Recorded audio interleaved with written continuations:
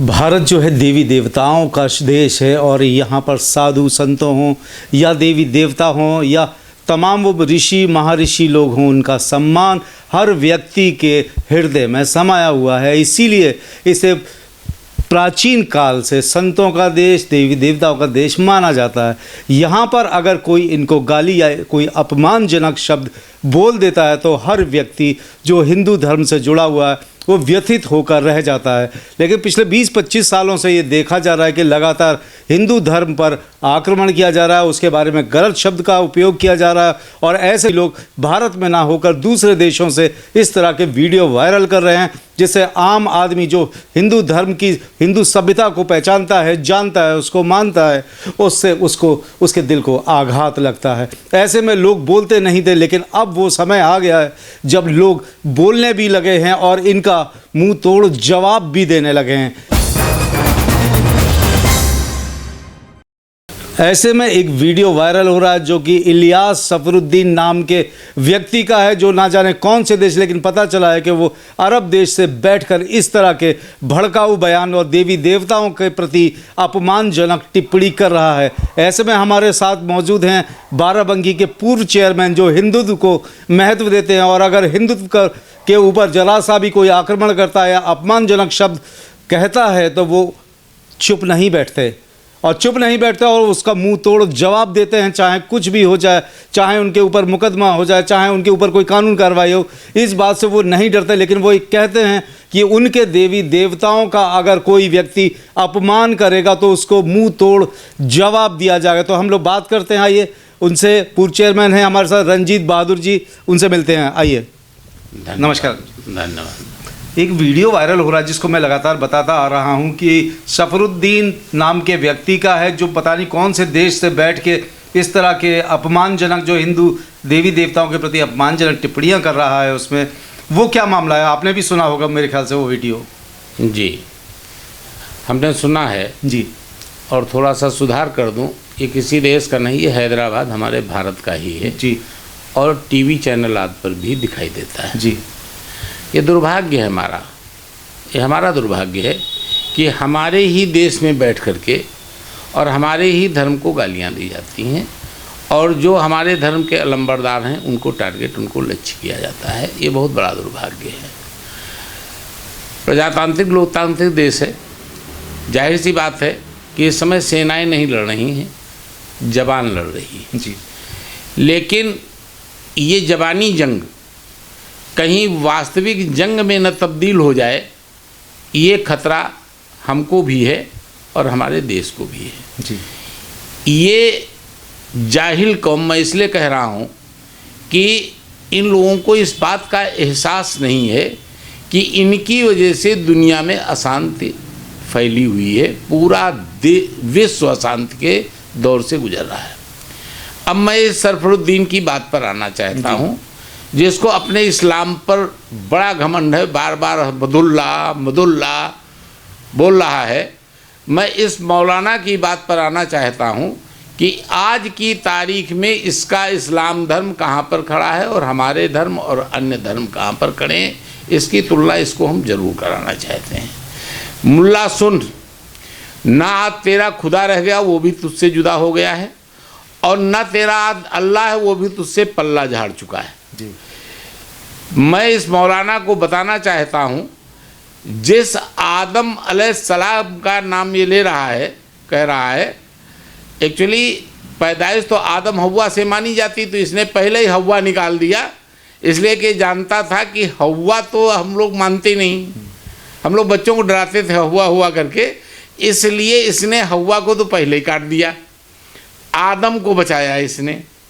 अब मैं इसको बताना चाहता हूँ कि जिस एक अल्लाह की इबादत की बात कर रहा है, उस एक अल्लाह के विषय में सुन।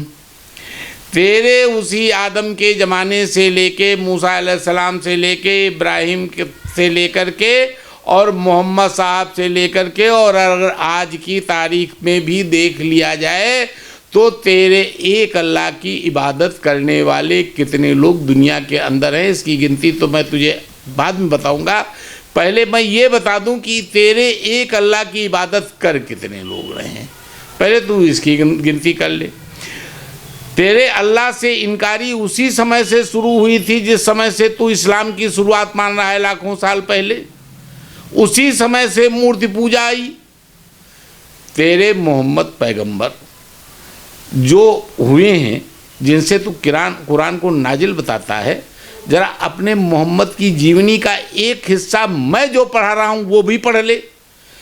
मक्का फतेह के समय उमर ने जिस संगे असवद को हथौड़े से तोड़ करके 72 खंड किए थे, उसको चादर में ले जाकर मोहम्मद ने उसको जोड़कर उसी मक्के के दरवाजे पर बाइज्जत स्थापित करके उसका बोसा लिया, जिसका आज दुनिया का हर मुसलमान बोसा लेने के लिए जागता है और उसकी 7 परिक्रमा करता है।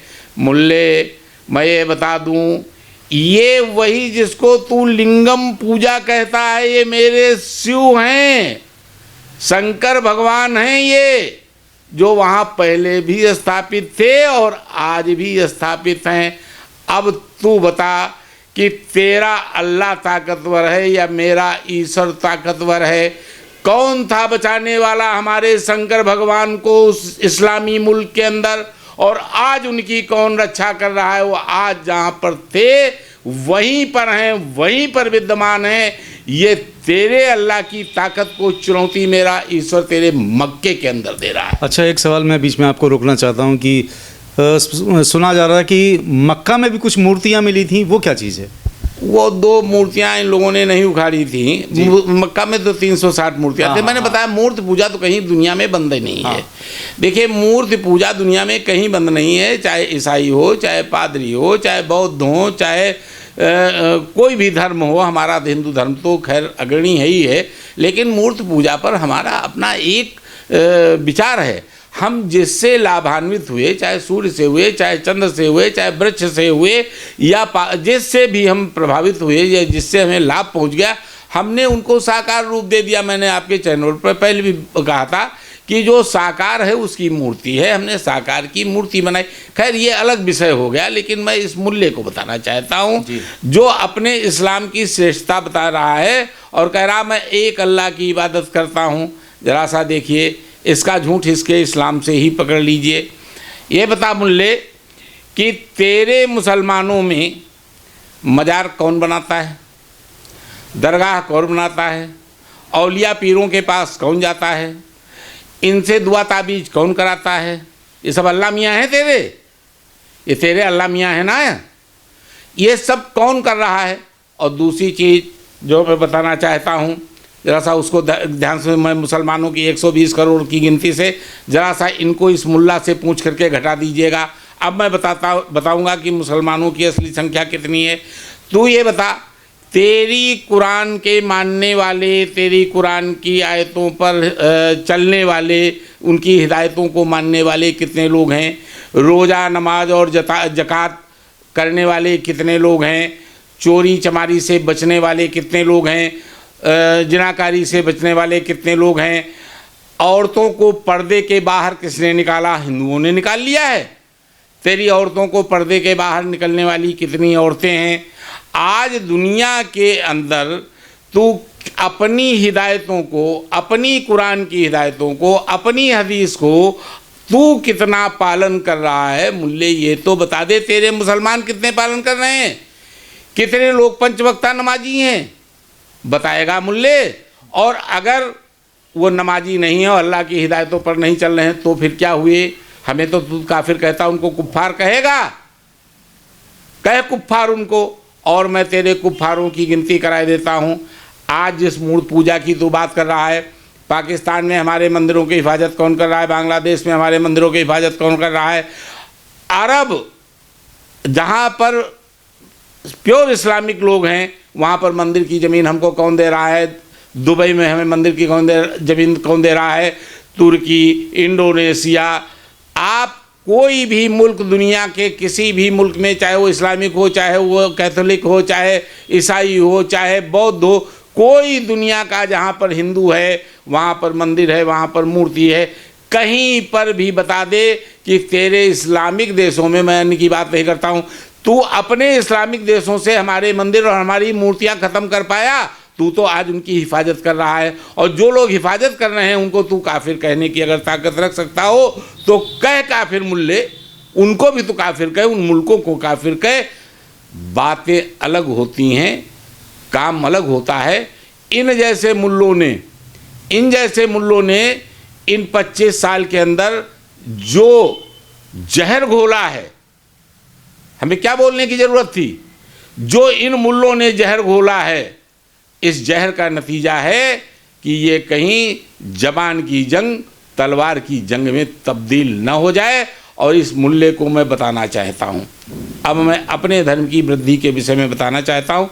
मुल्ले, एक दाढ़ी बढ़ रही है। ये मैं आपसे बाद में पूछूंगा दाढ़ी के बारे में, लेकिन उससे पहले एक सवाल और है कि इसी वीडियो में इसी व्यक्ति ने ये कहा है कि भगवान श्री कृष्ण और भगवान श्री राम जो हैं वो भी शायद आराधना करते थे अल्लाह की। अल्लाह नाम की कोई चिड़िया हमारे यहाँ तो है नहीं, धर्म में भी नहीं वर्णित है, वेदों में भी नहीं है, कहीं पर भी नहीं है। उल्लू नाम की चिड़िया एक जरूर होती है, अल्लाह तो है नहीं कोई। उल्लू की पूजा हम लोग नहीं करते हैं, लक्ष्मी जी की सवारी होने के बाद भी नहीं करते हैं। हो सकता है कहीं उल्लू स्थापित कर लिया गया हो। अल्लाह का तो कोई, ना हमारे भगवान ने कहीं पूजा की, ना कृष्ण ने कहीं पूजा की है। अरे हमारे धर्म में अल्लाह का कोई स्थान ही नहीं है। और कायदे से देखा जाए, जब कुरान, ये जो इसकी नाजिल कुरान है, ये शुरुआत से खुदा का नाम लेकर के चलती है। बीच में मैं थोड़ा सा जान नहीं पा रहा हूँ, आयत बता दूंगा, जहाँ पर एक जगह पर आया है कि अल्लाह वाले खुदा की राह में पहले से भी लड़ते रहे हैं, यानी अल्लाह वाले अलग थे और खुदा अलग है। तो इसकी किताब में ही ये तय नहीं हो पा रहा है अल्लाह कौन है, खुदा कौन है। और ये वो अल्लाह है जिनका जिनका नाम ले रहा है। मैं आपको बता दूं, आपके यहाँ इसने बताया कि मैंने मरियम की मदद कर दी, आप बता रहा मैंने मूसा की मदद कर दी। ये दुनिया के सबके नाम बताता चला जाता है, ये सब जैसे इसी के मदद से सब हुए हैं, तमाम एहसान रख रहा है अपनी इसी कुरान के अंदर। मैं आपको एक बात बताना चाहता हूँ कि हमने तो पढ़ा है कि मूसा पर तो तौरेत नाजिल हुई थी, और ईसाई धर्म के लिए मरियम के लिए ये अल्लाह कहाँ से घुस गया? उनके तो गार्ड थे, ये कहाँ से आ गया? ये उनकी मदद करने के लिए आ गया। झूठे लोग हैं, झूठ पर आधारित है, और केवल इन्होंने एक डर दिखाया है, भय दिखाया है। भय इन्होंने नहीं दिखाया है, इनके अल्लाह ने दिखाया। अल्लाह के नाम पर इन्होंने भयभीत किया लोगों को, और भयभीत करने के बाद ये लोगों को इस्लाम धर्म में शामिल करा रहे हैं। बची खुची चीज़ें ये अपने ताकत के दम पर ला रहे हैं, तलवार के दम पर ला रहे हैं। इनका धर्म किसी के समझाने से नहीं बढ़ा, समझाने से नहीं बढ़ा, इनके अंदर वो ताकतें नहीं है। धर्म ईसाई बढ़ा, कहीं युद्ध नहीं किया। धर्म हमारा सनातन बढ़ा, वैदिक धर्म बढ़ा, हमने कोई युद्ध किसी धर्म के साथ नहीं किया है। बौद्ध बढ़ा, उन्होंने एक धर्म युद्ध नहीं किया है। इन्होंने धर्म युद्ध किया है, इन्होंने धर्म युद्ध किया है, और इसके परिणाम निकलने जा रहे हैं। मैं इन्हें एक बात बताना चाहता हूँ।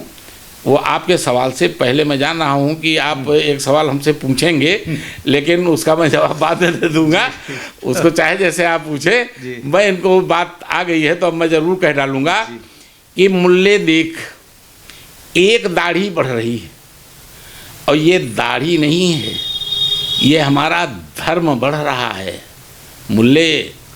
और धर्म एक ही रहता है। ये एक जो दाढ़ी बढ़ रही है वो आप किसके प्रति कह रहे हैं? वो थोड़ा सा जनता को, दर्शकों को बताइए जरा कि आप वो एक दाढ़ी किसकी बढ़ रही है? एक ही दाढ़ी बढ़ रही है हमारे भारत के अंदर जी। और वो दाढ़ी नाम न भी लूँ तब भी लोग मोदी जी का ही बताएंगे। मैं नाम नहीं लेना चाहता था, लेकिन दाढ़ी वो बढ़ रही, और ये मेरे धर्म की दाढ़ी है, ये मेरे धर्म की दाढ़ी है जो बढ़ रही है। और मुल्ला ये दाढ़ी इतना बढ़ेगी, इतना बढ़ेगी, इतना बढ़ेगी कि तेरी ये सारी दाढ़ियाँ साफ हो जाएंगी। हाफ तो चल ही रही हैं, साफ हो जाएंगी, इनका कोई वजूद नहीं रह जाएगा। और ये भारत से नहीं, दुनिया से वजूद इस दाढ़ी नहीं। लेकिन सर एक बात और पूछना चाहता हूँ, अगर इनकी दाढ़ी कट गई तो ये पहचाने कैसे जाएंगे कि अलग धर्म के हैं। ये थोड़ा दाढ़ी सा। तो बीच में आई है ना। देखिए जी। मैं आपको बता दूं, जी। इनके इब्राहिम अलैहिस्सलाम ने जी जो थोड़ा सा अल्लाह पल्ला को मानते होंगे, मूर्त पूजी का पूजक विरोधी थे मूर्त पूजा के, उन्होंने 90 साल की उम्र में अपने गालों पर बाल रखाए और अपनी सुन्नत कराई थी। अपने लड़के कराई थी, अपनी कराई थी। ये वहाँ से शुरुआत होती है, ये ताकि दूसरे लोगों से अलग दिखें। अब अगर किसी ने गलती कर दी आपको अलग दिखाने की, तो उस गलती में सुधार होना चाहिए कि नहीं सुधार होना चाहिए? उस गलती में ये सुधार होना चाहिए कि तुम अलग क्यों दिखने की कोशिश कर रहे हो? एक हो जाओ ना, एक धारा में आ जाओ। तो इसके लिए तुम्हें 2 काम करने पड़ेंगे। एक तो तुम्हें दाढ़ी खुद ही हटा लेनी चाहिए, और दूसरा वो जो सुन्नत का दूसरा मामला है जी वो भी ठीक कर लेना चाहिए। तो ये सब एक जैसे नहीं, लेकिन वो तो धर्म से जुड़ा हुआ है ना। जिस चीज़ को आप कहना चाहते हैं, आप शायद मेरे ख्याल से खतना को कुछ कहना चाह रहे हैं, तो वो शायद धर्म से जुड़ा हुआ मामला है। चलिए वो तो अंदरूनी बात है, हम नहीं कहेंगे जी लेकिन ऊपर से पहचाने तो ऊपर जाते हो ना। जी ये जो बकरा बन के निकलते हो मूछें ऊँचे साफ करके, तो भगवान ने अगर चेहरे पर तुम्हें मूछें भी दी थी तो मूछों के साथ दाढ़ी रखो। क्या ज़रूरत है खाली दाढ़ी रख लेने की? तो तुम अलग दिखने के लिए कर रहे हो ना, ये अलग दिखने। अच्छा, मैं सारे सवालों से हटकर फिर से एक सवाल करना चाहता हूँ, देश हित में सवाल करना चाहता हूँ। आप भी जानते हैं, मैं इस सवाल करना चाहता हूँ कि हिंदुस्तान में या भारत में हैं तो सब एक ही संतान, एक ही ईश्वर की संतान मानी जाती हैं, तो फिर ये धर्म युद्ध कहाँ से छिड़ रहा है, ये जानना चाहता हूँ। देखिए एक चीज़ मैं बता दूं आपको जी।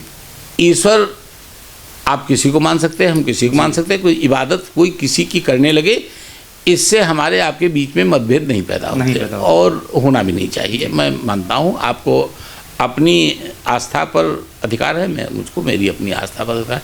लेकिन एक जो सबसे बड़ा कारण है वो मैं आपको बताना चाहता हूँ। जहाँ से युद्ध की शुरुआत होती है, धर्म युद्ध की शुरुआत होती है, वो इनकी अजान से निकलती है। जहाँ पर ये कहते हैं अल्लाहु अकबर, अल्लाह ही बड़ा है।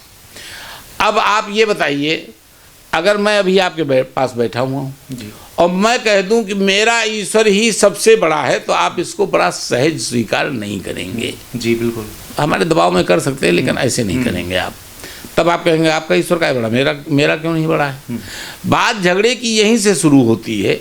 हम ये कहते हैं कि तुम्हारा ठीक है, तुम जिसकी इबादत करते हो करो, तुम अल्लाह पर अकीदा रखते हो रखो।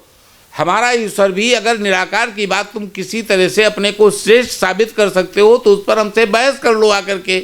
मैं आपको बता रहा हूँ कि हमारे ओम को जो भगवत गीता में भगवान श्री कृष्ण ने अपने मुँह से कहा है ओम तत्सत, उस ओम को हमारे ब्रह्मा विष्णु महेश उसके अंग हैं, लेकिन उस ओम को उन्होंने नहीं देखा है, उन्होंने भी नहीं देखा है।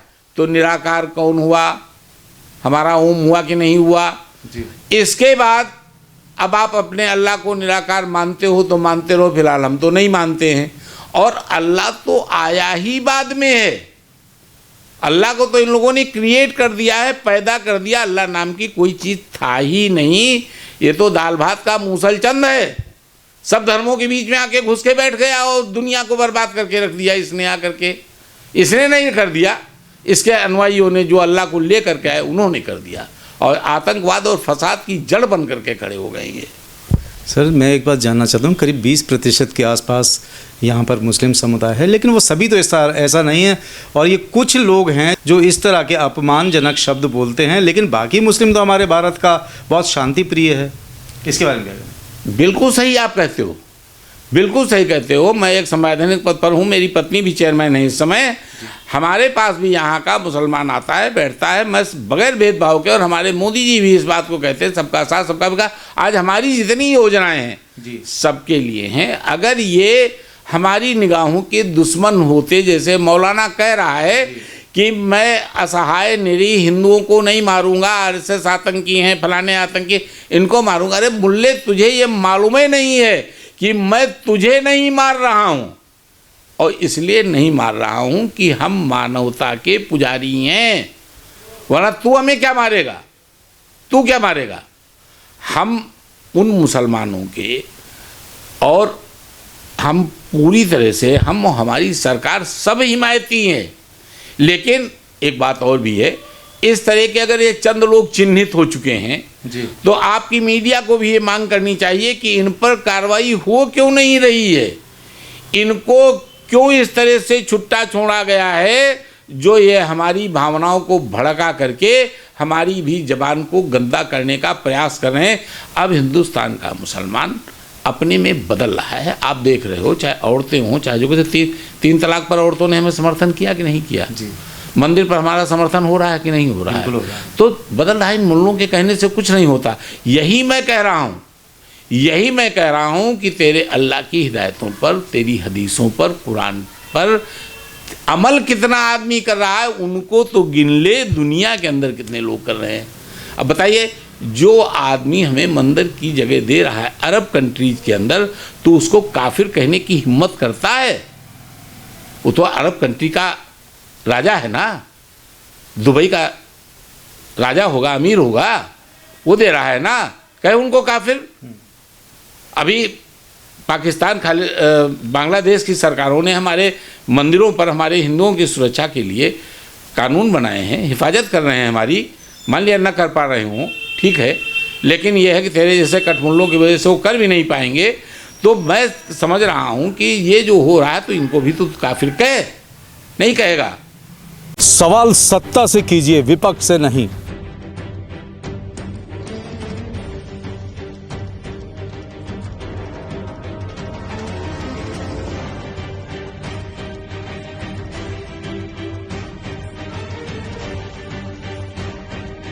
विपक्ष से सवाल करने वाले तो बहुत हैं, लेकिन सत्ता से सवाल करते हैं सिर्फ हम। इसलिए एम न्यूज़ के साथ जुड़िए और कीजिए सत्ता से सवाल।